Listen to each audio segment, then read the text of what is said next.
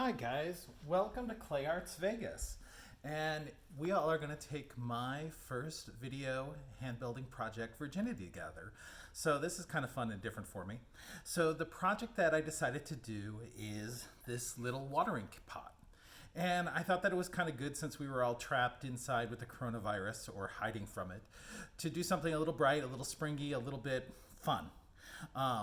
The other thing on this one is I'm using a wine bottle as a base for it. And I'm using a wine bottle also as the rolling pin because we're trapped. So let me put this aside and we will get going.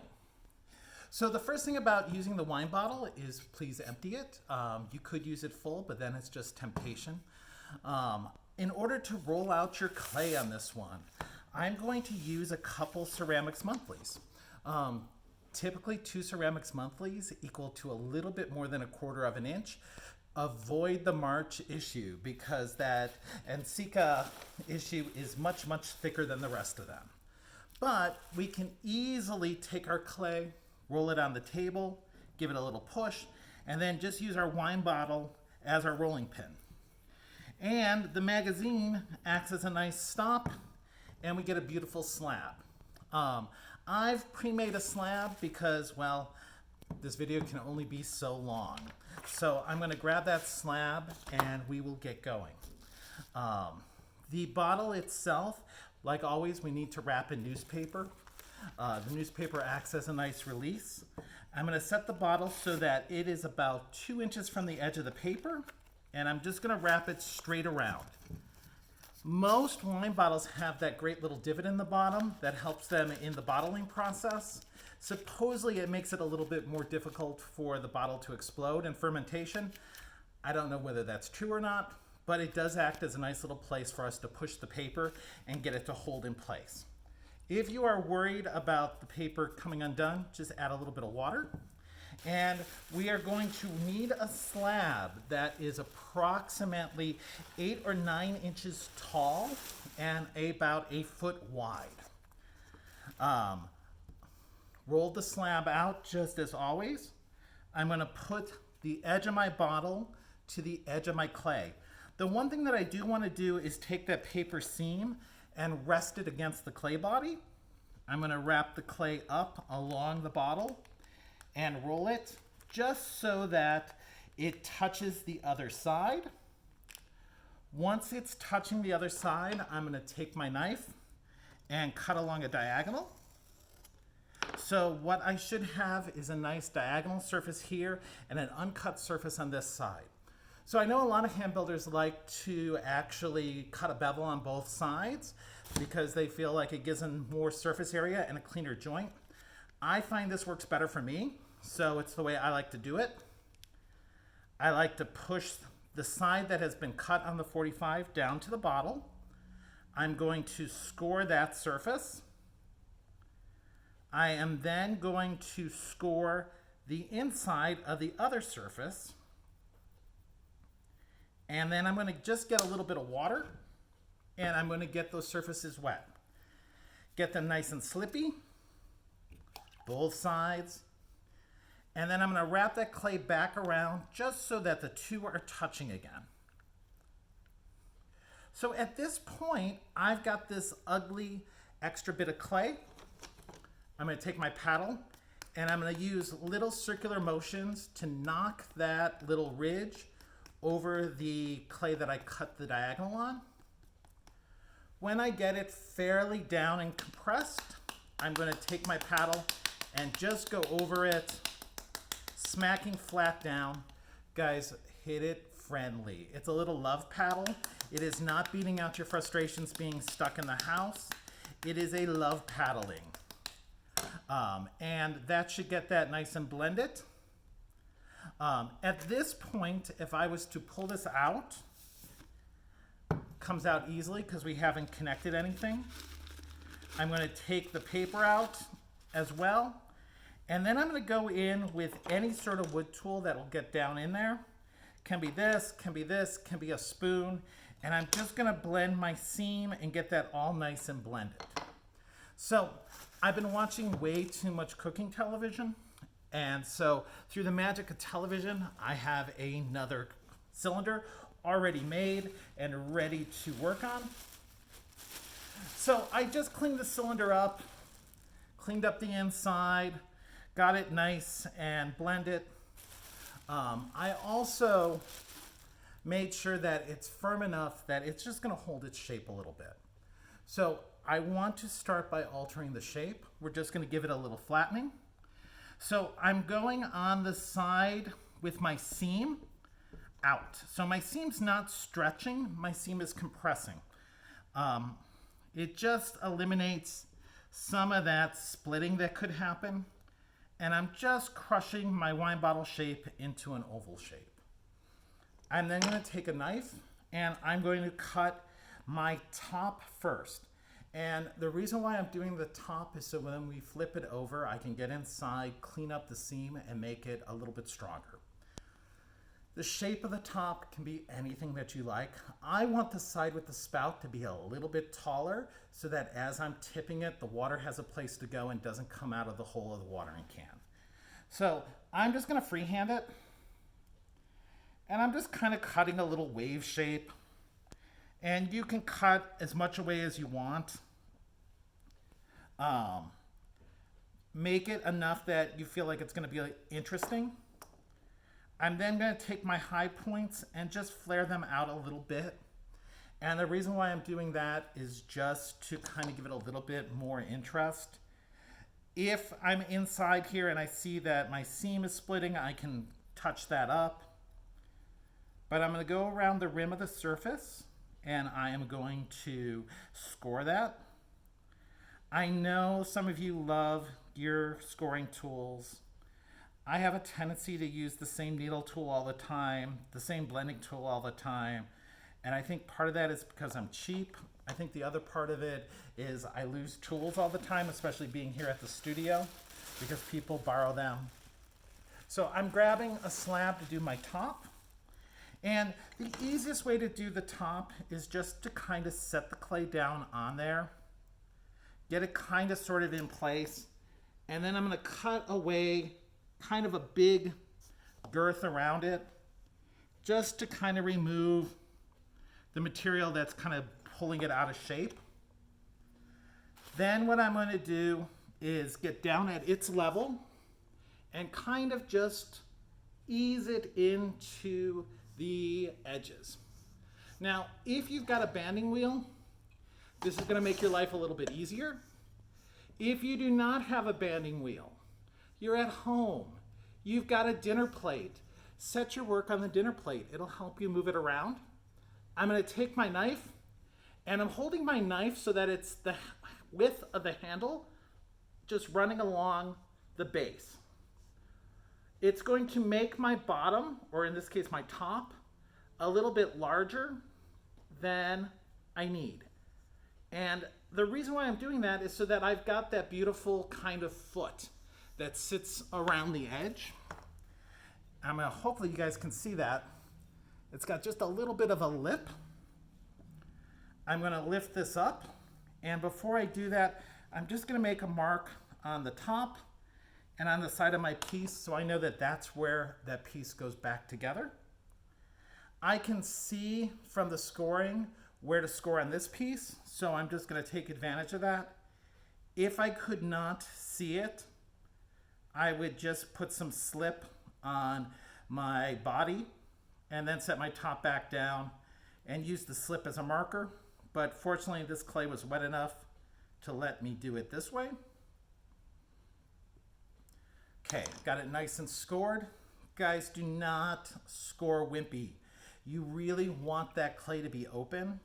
Those of you that take class with us here, I always think of it as clay Velcro. You got to have that Velcro weave open in order to get it to stick. If you don't, it just doesn't work well. I'm going to get this side nice and slippy. And I'm just using water. I could use slip, I could use vinegar, I could use all those other hocus pocus, like concoctions that people use to slip and score with. I think water just works fine. I'm going to take my piece, get my marks to sort of match, line it up, and kind of set it down. So at this point, a sponge that is wet is our best friend. We're going to take it and work along the edges and get this to kind of go down in place. Then I'm going to take my finger and I'm supporting from the outside with my right hand. I'm blending with my left hand and I'm going just around what would be the rim of the base of the watering can. It's important that you support the outside with your other hand because we're trying to make a tight joint. So this rubbing down into the joint is what is hopefully sealing it. I'm not going to coil it. I'm not going to do any of that. So I need this joint to actually hold. I'm then going to get down at level with it. And again, I'm just going to go around the edges with my finger, making sure that that's nice and combined. And I'm going to keep working it around, hopefully getting it completely combined. Then what I'm going to do is I'm going to take this sponge and I'm really going to work along that seam with my sponge. I want to make sure that that's nice and blended. And then I'm going to go at the edge. Now, some of you might be going, why is your lid a different color than your body? At this point, I'm finding every little bit of scrap clay that I have and I'm wedging it together and I'm using it. I'm trying to get it all nice and homogeneous so that I figure that the shrinkage rates and the cone temperatures are about the same. It's a crisis, you know? You got to do what you got to do. So is it ideal? Probably not. Do I risk cracking and separation? Yeah. But at this point, yeah, I'm using stuff up that was just kind of sitting around in my area. So I've got this nice and rounded. Again, I'm going to go over it with the sponge and clean that up and really give it that kind of lip. It's kind of like a little mushroom top almost. Like in my mind, these are kind of like a happy fairy picture. So I'm going to just dress that up. Once I've got it dressed, I want to flip it over and do the same thing to the other side. I'm going to take a towel, fold it into quarters, pick this guy up, flip him over and hold him so that the tube is fairly upright. At this point, I can take a paintbrush, and the paintbrush I am just going to run along my rim and clean up any slip that's oozing out and blend in that edge a little bit more. Okay. At this point, I'm going to look down on the inside, and if I've got a long enough paintbrush at home, I'm going to kind of just go around the inside rim as well. Okay, same thing as the top. I'm going to repeat on the bottom and combine it. I don't think you need to sit through that, so I'm going to set this guy off to the side under some plastic so I can get to him later. And again, through the magic of television, or in this case, YouTube, I've got another one that I've already prepped. Boom. So at this point, I do want to get some newspaper just sitting on my banding wheel or on my plate if I'm sitting at home. And I'm going to set this down on. So this guy is ready for some decoration. I'm going to start with the spout. The spout for some people is pretty tricky. So I'm going to put him just off to the side here, and I'm going to grab some clay.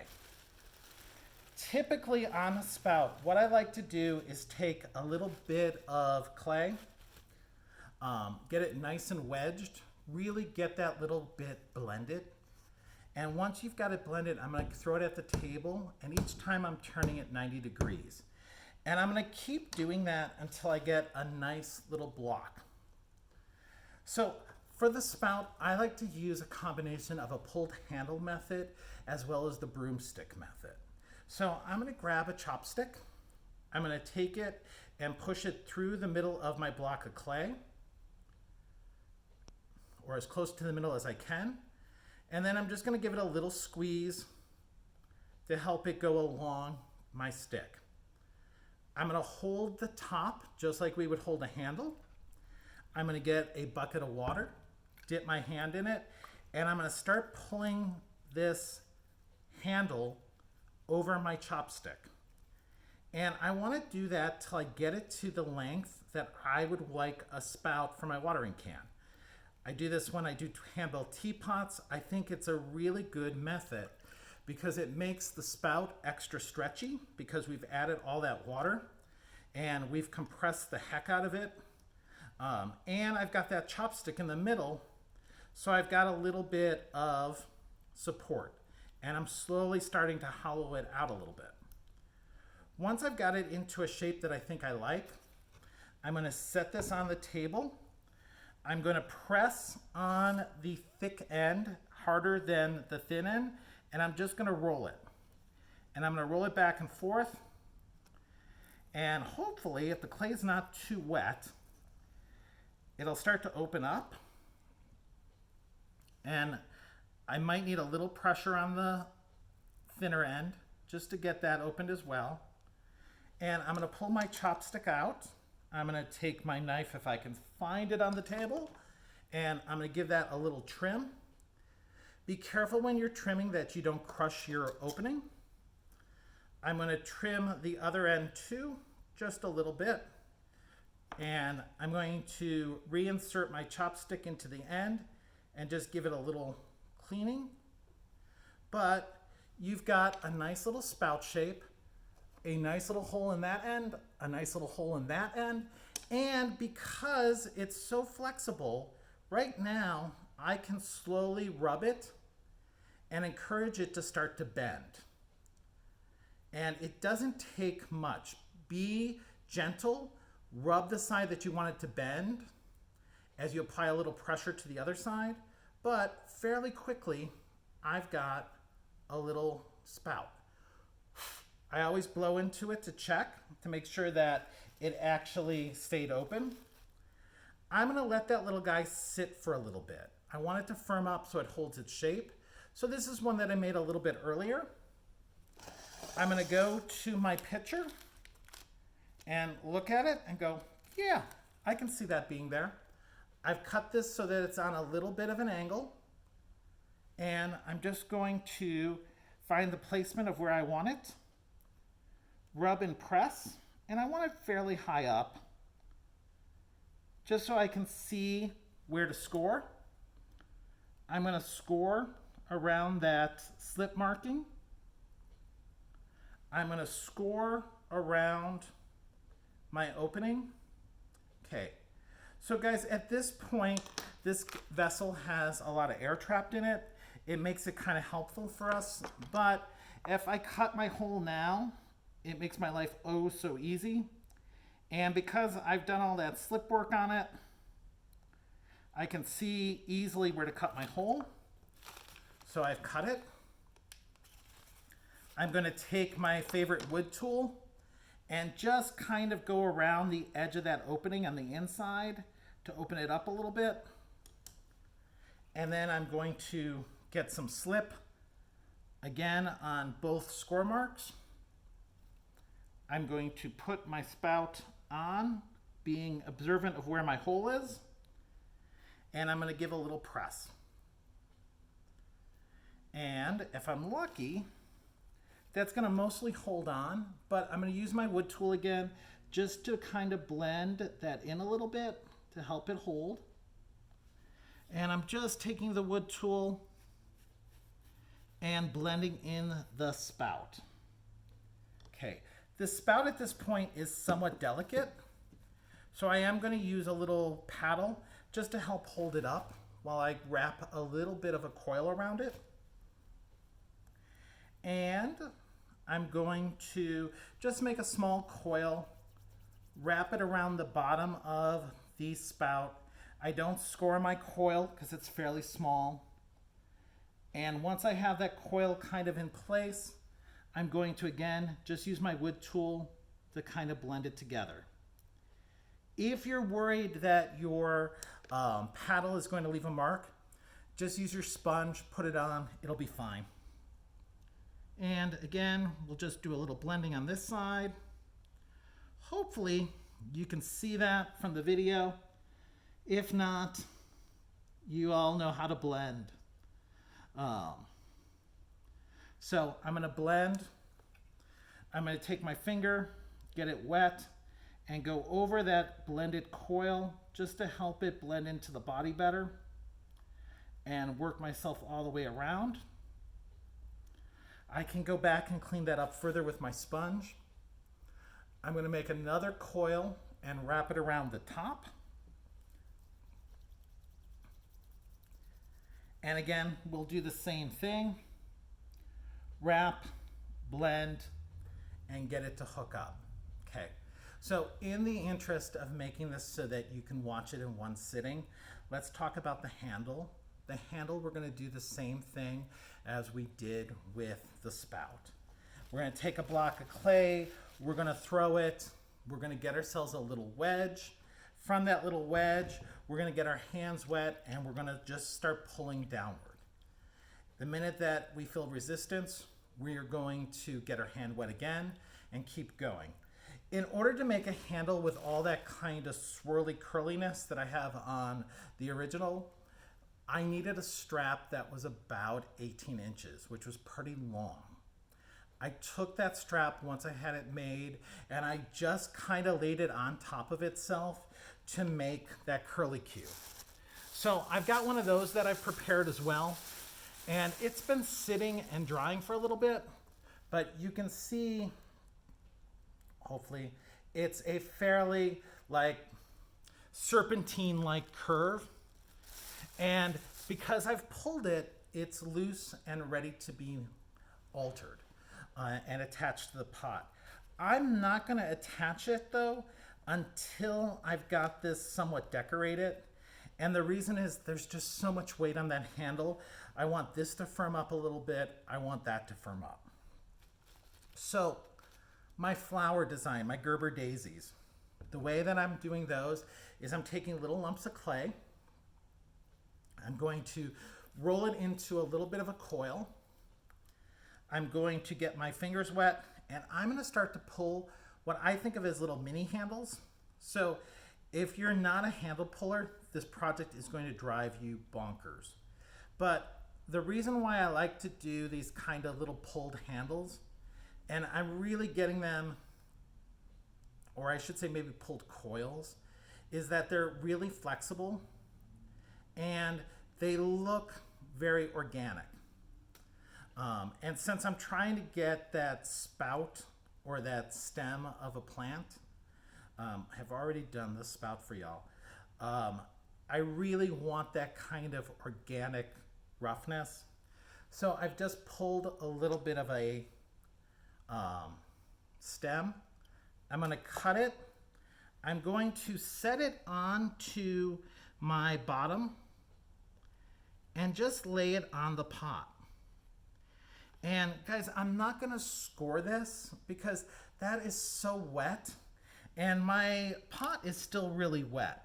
So all I'm going to do is once it's on there, I'm going to take and just rub my wet fingers on it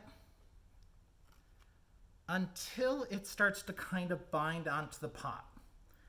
I'm going to take my sponge and I'm going to get it wet and I'm going to run my sponge along the sides to help it really combine. And I pull from the bottom to the top. So if this little sucker stretches, it's just continuing its length. I'm going to take my little paintbrush, get it wet, and I'm going to go right along the edges. And this is going to build up some slip. That slip is going to get in there. It's going to help it combine, which I think is great. To do the center of my Gerber daisy, I'm going to just take a little ball of clay and I'm going to roll it until it's nice and round. And then I'm going to press it between my two hands so I kind of make it into a little bit of a coin. The coin I am going to give a little bit of a slip and score to. So I'm going to score the back of my coin. And I'm going to score the pot right at the top of the stem. This is covered in slip from my hands. So I'm going to take it and just press it down and I'm going to give it a little bit of a rub, getting it so that it is firmly against that pot.